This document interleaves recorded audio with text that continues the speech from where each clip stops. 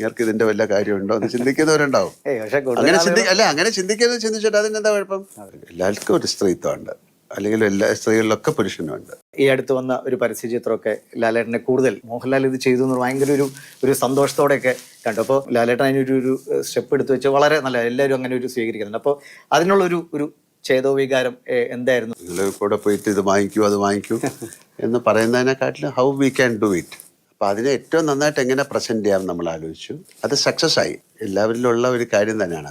എല്ലാവർക്കും ഒരു സ്ത്രീത്വമുണ്ട്, അല്ലെങ്കിൽ എല്ലാ സ്ത്രീകളിലൊക്കെ പുരുഷനുമുണ്ട്. അപ്പം അതിൻ്റെ നമ്മുടെ ഒരു ഫിലോസഫിക്കൽ അങ്ങനെ ചിന്തിച്ചാൽ തന്നെ അർത്ഥനാരീശ്വര കോൺസെപ്റ്റും ഈ ഞാൻ എന്നൊക്കെ പറഞ്ഞ എല്ലാ റിലീജിയനിലൊക്കെ സ്ത്രീ എന്ന് പറയുന്നതിന് നമ്മുടെ ജീവിതത്തിലെ ഒരുപാട് നിമിഷങ്ങളിൽ സ്ത്രീയായിട്ട് മാറാം. കാര്യം നമ്മൾ ജനിച്ചപ്പോൾ മുതൽ സ്ത്രീകളെ കണ്ടല്ലേ വളരുന്നത്.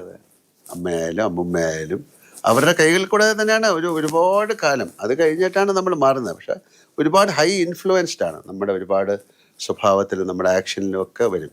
പിന്നെ എല്ലാവർക്കും ഇഷ്ടമുള്ള കാര്യമാണ് അവർ കയ്യിലൊരു മാല കിട്ടിയാൽ കണ്ണാടിയിൽ പോയി നോക്കുക, അത് എൻജോയ് ചെയ്യുന്നവർക്ക്. അപ്പോൾ ആദ്യം കൊതിച്ചു പോകുന്ന ഒരു കാര്യത്തിലേക്ക് ഞാനത് എടുത്തിട്ട് അതിലൊരു കുസൃതിയുണ്ട്, ഒരു മോഷ്ടിച്ചുകൊണ്ട് പോയല്ല, അതുകൊണ്ട് ഇട്ട് നോക്കിയിട്ട് രസിക്കുകയാണ്. എന്തോ ഭാഗ്യം കൊണ്ടാന്ന് അത് ഒരുപാട് പേർക്ക് ഇഷ്ടമാകാത്ത ആൾക്കാരും ഉണ്ടാവും. നമ്മൾ അവരെ കുറ്റം പറഞ്ഞിട്ട് കാര്യമില്ല. അത് ഒരു സിനിമയോ ഒരു ചിത്രമോ എന്ത് കാണുന്ന പോലെയേ ഉള്ളൂ. ഇവർക്ക് ഇതിന്റെ വല്ല കാര്യമുണ്ടോ എന്ന് ചിന്തിക്കുന്നവരുണ്ടാവും. അങ്ങനെ ചിന്തിക്കുന്നത് ചിന്തിച്ചോട്ടെ, അതിനെന്താ കുഴപ്പം?